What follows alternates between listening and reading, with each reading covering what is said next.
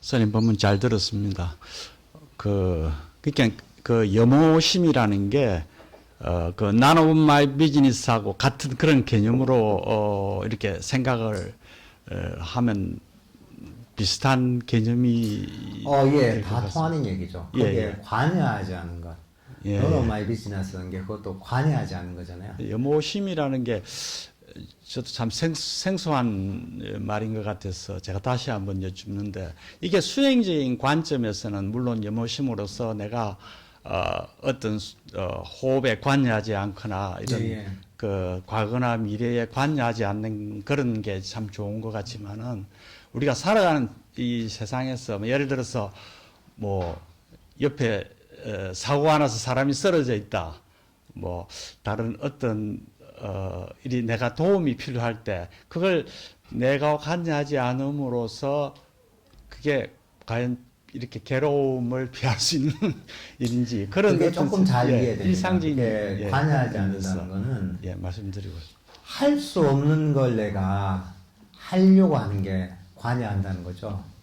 그러니까 뭐 사람을 도울 수도 있죠. 사고 난 당연히 도와야죠. 아니 스님들도 보면 사람들 법문도 해주고 돕잖아요. 완전히 그 사람 방치하는 건 아니잖아요, 그죠? 부처님도 제자들한테 가르치고 적절한 방법을 가지고 지도를 하시잖아요. 하지만 관여하지 않는 거는 내가 할 수 없는 것들을 하지 않는 거죠. 내가 사람들을 뭐 다친 사람 도울 수 있겠죠. 하지만 저 사람이 막 어떤 사람이 죽어가고 있다. 하지만 내가 어떻게 할 수 있는 방법은 없잖아요. 할 수 있는 거는 내가 따뜻하게 그 사람 돌봐주는 거잖아요. 하지만 그 사람을 100% 고칠 수는 없잖아요.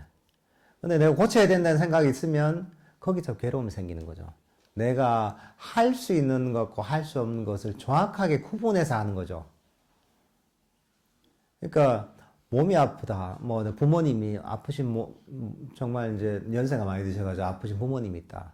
지금은 병이 깊어서 어떻게 할 수 없다. 그분을 방치하는 건 아니죠. 잘 돌봐야죠. 내가 정성껏. 하지만 병이라는 건 내 뜻대로 그 부모님을 내가 아무리 사랑하지만 그분을 영원히 살게 만드는 건 하다는 것도 인정해야 되잖아요. 근데 만약에 저 부모님을 정말 불치병이 걸려 있는데 저걸 꼭 살려야지, 안 살리면 안 돼, 이런 마음을 갖고 있잖아요. 그러면 거기서 괴로움이 생기는 거죠. 불가능한 걸 가능하다고 생각하는 거. 근데 사람은 그런 게 되게 많습니다. 우리가 살다 보면 내가 할 수 있는 부분들만 하는 게 아니라 불가능한데 내 마음으로 계속 이래 됐으면 좋겠다 하는 것들이 많아요. 쓸데없이 걱정하고 괴로워하는 것들이 대부분입니다. 정신적 괴로움의 거의 99%는 다 그런 겁니다. 내가 해야 될 일을 해서 문제가 되는 게 아니라 내가 지금 어떻게 해도 별 소용이 없는 것임에도 불구하고 바른 이해가 없다 보니까 거기에 대해서 스스로 괴로움을 일으키는 거죠. 예를 들면은 누가 집안에서 내가 너 정말 사랑하는 할머니가 돌아가셨다. 돌아가셨잖아요, 그죠? 그러면 돌아가신 분을 붙들고 장례식장에서 울고 난리가 나고 막 식음을 전폐하면서 몸을 상하잖아요. 이제 뭐 그 슬퍼하는 건 이해할 수 있죠. 하지만 그렇게 한다고 해서 죽은 할머니가 돌아오는 건 아니잖아요. 죽은 할머니한테 아무 도움 될 것도 없거든요. 그렇다고 해서 자기가 뭐 울고 슬퍼한다고 해서 그거는 지혜가 없어서 그런 거죠. 단지 내 애정이 너무 강해서 내 욕심으로 그러는 것이지 가능한 게 아니거든요. 그런다고 해서 죽음을 살릴 수도 없잖아요. 그러니까 그럴 때 이해를 해야 되는 거죠. 죽음이라는 건 누구나 닥치는 문제고, 그럼 돌아가셨으면 내가 이분한테 도움 될 수 있는 게 무엇일까? 내가 울고 슬퍼하고 울부짖는다고 해서 저분한테 도움이 안 되니까 뭐 이분들을 위해서 이제 공덕을 지어준다거나 돌아가신 할머니를 위해서, 아니면 편안하게 가실 수 있도록 내가 그런 기도를 해줘야 되겠다거나, 예를 들면 그게 지혜로운 사람인 거죠.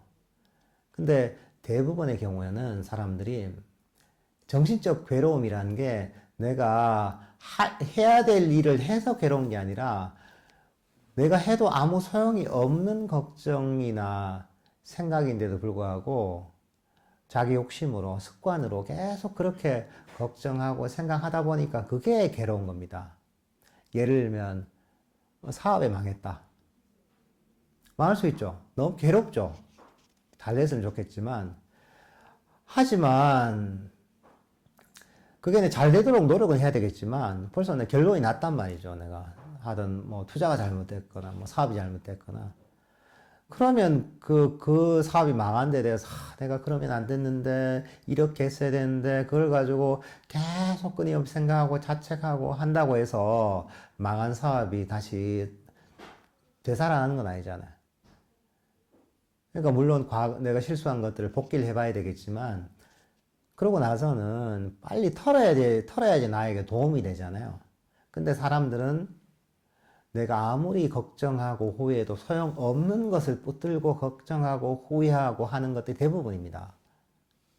그러니까 지나간 과거나 다가오지 않은 미래에 관한 지나간 과거는 아무리 후회해도 바꿀 수 없잖아요. 다가오지 않은 미래는 아무리 내가 원해도 뜻하는 대로 예상한 대로 안 되잖아요. 사실 그게 우리가 가진 정신적 괴로움의 대부분입니다. 해야 될 일을 하는 게 스트레스 받는 게 아닙니다. 예를 들면 뭐 꼬마들 치과 가기 싫어하는 꼬마들 있잖아요. 5살짜리 애가 이빨을 뽑아야 되는데 어머니가 일주일 전에 네 다음 주 월요일 날 일주일 후 다음 주 월요일 날 치과에 가서 이빨 3개를 뽑아야 돼 얘기를 하잖아요. 사실은 그 이빨 뽑는 건 금방 뽑습니다. 그죠? 한 1, 2분이면 다 뽑아요. 근데 그 애가 일주일 동안 느끼는 공포는 이빨 뽑는 것보다 훨씬 고통스럽고 시간으로 봐도 훨씬 깁니다. 근데 우리가 미래에 대한 걱정, 쓸데없는 걱정이잖아요. 내가 걱정을 해도 이빨 뽑는 고통이 있을 것이고 걱정을 안 해도 이빨 뽑는 고통은 똑같잖아요. 그런데 중생들은 이게 합리적이지 않은 거야. 쓸데없는 고통을 대부분 만들어요. 99%가 쓸데없는 고통입니다. 근데 그 애도 명상을 해가지고 미래를 진짜 놓아버릴 수 있잖아요. 그러면 일주일 동안 걱정 하나도 안 하고 스트레스 받을 이유도 없습니다. 이빨 뽑을 때만 잠깐의 고통만 견디면 되는 거예요. 그러니까 관여하지 않는다는 게 사실 그런 겁니다. 할 일을 다 해야 되죠. 하지만 내가 걱정하고 고민하고 아무리 스트레스를 받아도 아무 소용이 없는 것들은 놓아버리는 거죠. 이게 관여하지 않는 것이고 이게 염호심인 거죠. 예.